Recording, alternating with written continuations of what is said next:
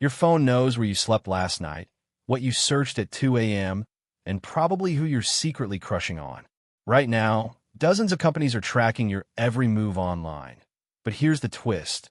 Most people are protecting themselves at level 1 or 2, while hackers, governments, and data brokers operate at level 6 and 7. So where do you actually stand, and what does real digital privacy even look like? Level 1. Basic password hygiene. Let's start with the foundation that 80% of people completely mess up: passwords. Think of your password like the lock on your front door. Most people are using a cheap lock from a dollar store. And worse, they're using the same key for their house, car, office, and bank vault. Here's what level 1 actually means. Unique passwords for every account, each at least 12 characters long, mixing uppercase, lowercase, numbers, and symbols. Sounds obvious, right? Yet, 1, 2, 3, 4, 5, 6, and password still rank in the top 10 most used passwords globally in 2026. That's like leaving your door wide open with a neon sign saying, "Rob me." The game changer here is a password manager. Think of it as a master key that securely stores all your other keys. Tools like Bitwarden, 1Password, or Dashlane generate random 20-character passwords you'll never need to remember. You only memorize one master password, and the software handles everything else. Add two-factor authentication, or 2FA, on top. This means even if someone steals your password, they still need a second verification, usually a code sent to your phone or generated by an app like Google Authenticator. It's like having a lock in a deadbolt. Sure, a determined burglar might pick the lock, but that second barrier makes them move on to easier targets. Most people think this is overkill. Here's the reality. Over 80% of data breaches involve weak or stolen passwords. Level 1 isn't paranoia. It's the bare minimum. If you're still reusing Fluffy 2019 across Gmail, Amazon, and your bank, you're not at level 1. You're at level 0, and you're one phishing email away from disaster. But strong passwords are just the entry ticket. Wait until you see what comes next. Level 2. Encrypted communication and browsing. Now that your accounts are locked down, let's talk about what happens when you actually use the internet. Every time you browse a website, send a message, or stream a video, data flows between your device and a server. Level 2 is about encrypting that data so nobody can peek inside. Start with HTTPS. Notice that little padlock icon in your browser's address bar? That's HTTPS, which encrypts the connection between you and the website. Think of it like sealing your letter in an envelope instead of sending a postcard. Anyone can see where the letter is going, but they can't read what's inside. Most major sites default to HTTPS now, but always check, especially when entering passwords or credit card info. Next, messaging. Regular SMS texts are like shouting across a crowded room. Anyone in between can hear you. Level 2 means switching to encrypted messaging apps. WhatsApp, Signal, and Telegram use end-to-end encryption, meaning only you and the recipient can read the messages. Even the company running the app can't decrypt them. Signal is the gold standard here. It's open source, audited by security experts, and trusted by journalists worldwide. Building on that concept, your Internet Service Provider, or ISP, sees every website you visit. They can log it, sell it to advertisers, or hand it over to authorities. A VPN, virtual private network, creates an encrypted tunnel between your device and the internet. Imagine routing all your mail through a private courier service that hides the sender and destination from prying eyes. Services like Mullvad, ProtonVPN, or NordVPN mask your IP address and encrypt your traffic. Your ISP only sees gibberish. Most people stop here, thinking they're invisible. They're not.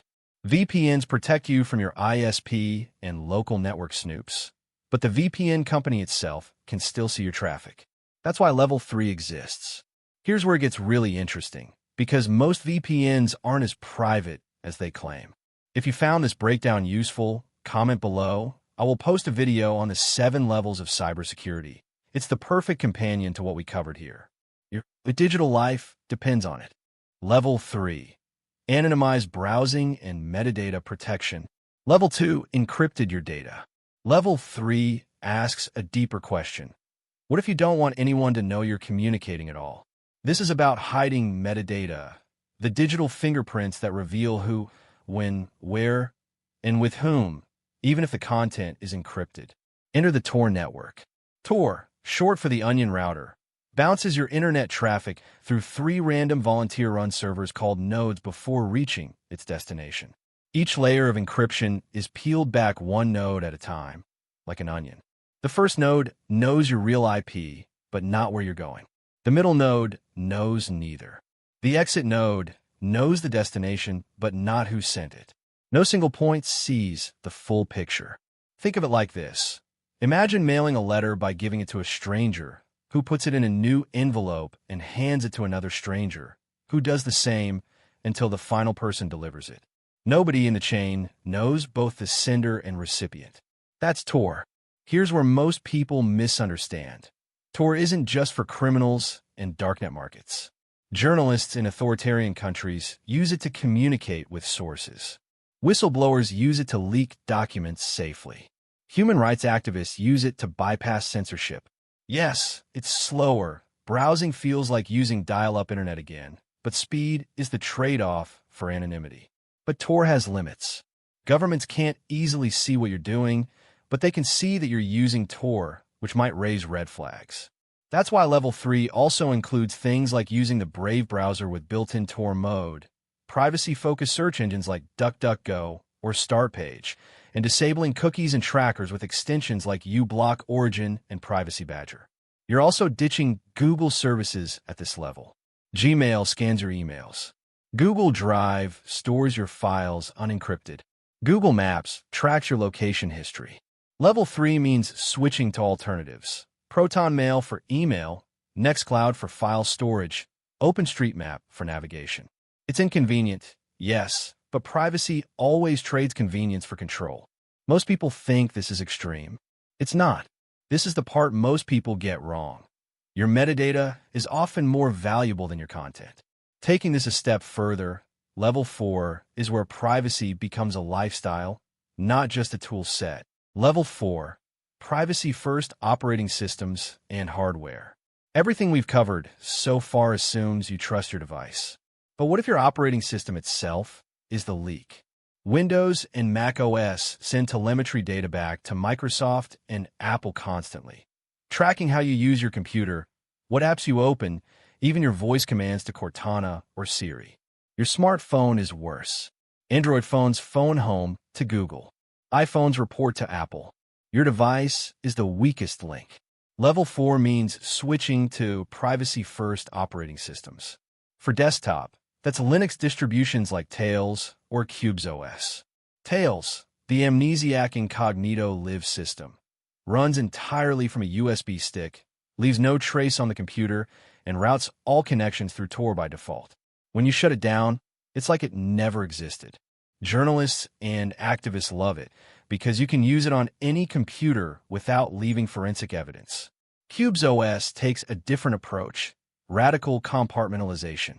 It runs everything in isolated virtual machines.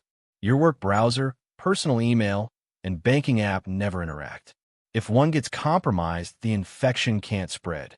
Think of it like having separate physical computers for every task, but all running on one machine.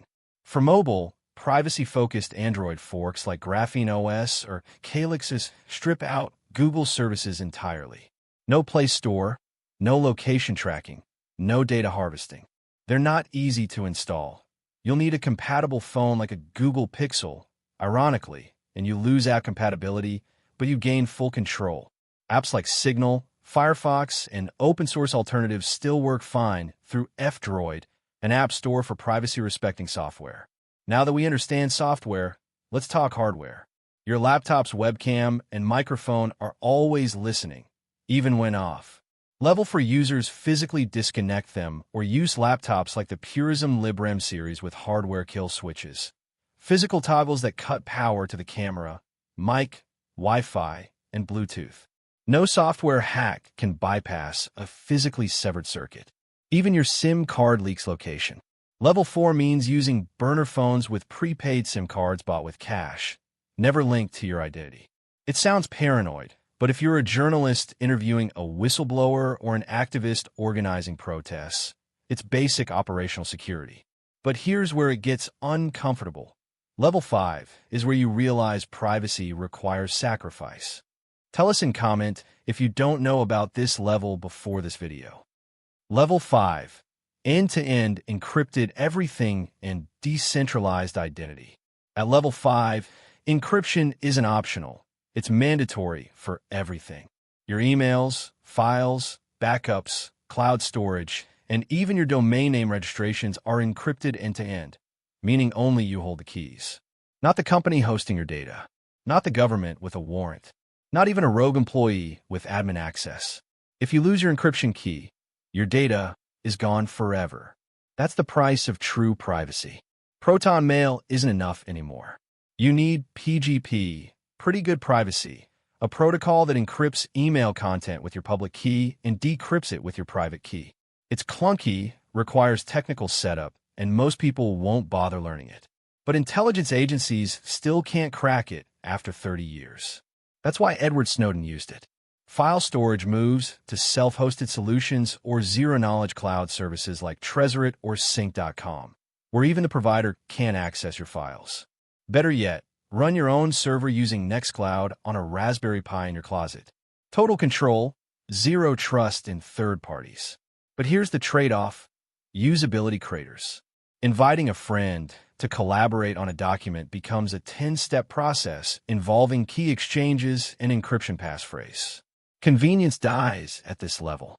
You're constantly choosing between easy to use and actually private. Building on that concept, Level 5 also embraces decentralized identity. Instead of logging into websites with your Google or Facebook account, which tracks you across the web, you use blockchain-based identity systems like Uport or Sovereign. You control your credentials cryptographically. No central authority can revoke or spy on them. Payment privacy matters here too. Credit cards leave paper trails. Bitcoin is pseudonymous but traceable. Level 5 users switch to privacy coins like Monero or Zcash, which obfuscate sender, receiver, and amount using cryptographic techniques like ring signatures and zero-knowledge proofs. Governments hate this, but if you need to donate to dissidents or pay for services without a trace, it's the only option. Wait until you see what comes next, because Level 6 is where privacy becomes near total isolation from the digital grid. Level 6. Air-gapped systems and operational security. Level 6 is where most people physically can't follow. This is military-grade, intelligence agency-level privacy. The core principle: if a device never touches the internet, it can't be hacked remotely. This is called air-gapping, complete physical isolation. Imagine having two computers. One is connected to the internet, but contains no sensitive data. The other holds your encrypted files, crypto wallets, and confidential documents, but it has never and will never connect to any network. No Wi-Fi, no Bluetooth, no Ethernet. Data transfers happen via USB drives that are scanned for malware before each use. This is how the U.S. Department of Defense protects classified networks. But air gaps can be breached. In 2010, the Stuxnet virus infected Iran's nuclear facilities via infected USB drives despite air-gap networks. Level 6 users know this, so they add physical security: Faraday cages that block all electromagnetic signals, hardware randomness generators for cryptographic keys, and data diodes. One-way data transfer devices that physically prevent information from flowing backward. Operational security, or OPSEC, becomes a religion. You never use the same device for personal and sensitive work. You never mention sensitive projects over any digital channel, even encrypted ones. You assume every phone call is monitored, every email is logged, every chat is compromised. Communication happens in person, in public spaces, with no phones present. You use disposable identities, new email addresses, SIM cards, and devices for every operation, then destroy them afterward. You pay for everything with cash or cryptocurrency mixed through tumblers to break transaction trails. You never post personal photos online. Your social media accounts are ghost towns or non-existent. This is the level where journalists protecting sources, intelligence operatives, and high-value targets operate. It's exhausting. It's isolating. You can't live a normal digital life. But if your life, freedom, or livelihood depends on secrecy, it's not optional. Most people assume this is the pinnacle. It's not. Level 7 is where we enter the realm of theoretical, future-proof privacy. And finally, we reach the end game, privacy technologies that don't even exist yet. Level 7, quantum-resistant encryption and zero-knowledge architectures. Level 7 isn't widely accessible yet. It's the bleeding edge, the future of privacy, and the race is already on. The threat? Quantum computers. Today's encryption relies on mathematical problems that take classical computers millions of years to solve. Quantum computers, using superposition and entanglement, can crack them in minutes. When large-scale quantum computers arrive, expected within 10 to 15 years, every encrypted message, file, and transaction ever recorded becomes vulnerable. Governments and adversaries are already harvesting encrypted data today, storing it in massive databases, waiting for quantum decryption to unlock it. This is called harvest now, decrypt later. Your encrypted emails from 2026 might be readable in 2035. Level 7 means adopting quantum-resistant encryption algorithms today. NIST, the National Institute of Standards and Technology, recently standardized post-quantum cryptography algorithms like Crystal's Kyber and Crystal's dilithium. These use lattice-based math problems that even quantum computers struggle with. Cutting-edge services like Tutanota and some VPN providers are already implementing them. Taking this a step further, decentralized networks like I2P, the Invisible Internet Project, are building anonymous internets from the ground up. Unlike Tor, which still touches the regular internet, I2P is entirely self-contained. Every user is a node. Traffic is encrypted, routed, and distributed across thousands of volunteers. There's no exit node to monitor, no central point of failure. Combine quantum-resistant encryption, zero-knowledge proofs, decentralized networks, and homomorphic encryption, which lets you compute on encrypted data without decrypting it. And you have theoretical privacy that even future adversaries with unlimited resources can't crack. But here's the reality. Level 7 isn't practical yet. The tools are experimental, slow, and require deep technical knowledge. Most people won't need it. But for nation-states, dissidents, and those planning decades ahead, it's not science fiction, it's survival. So there you have it, the 7 levels of digital privacy protection, from basic password managers to quantum-proof encryption. Here's what you need to remember. Level 1 and 2 are non-negotiable for everyone. Use a password manager, enable 2FA, and encrypt your communications. That alone puts you ahead of 90% of internet users. Level 3 to 5 are for people with genuine privacy concerns. Activists, journalists, anyone handling sensitive information.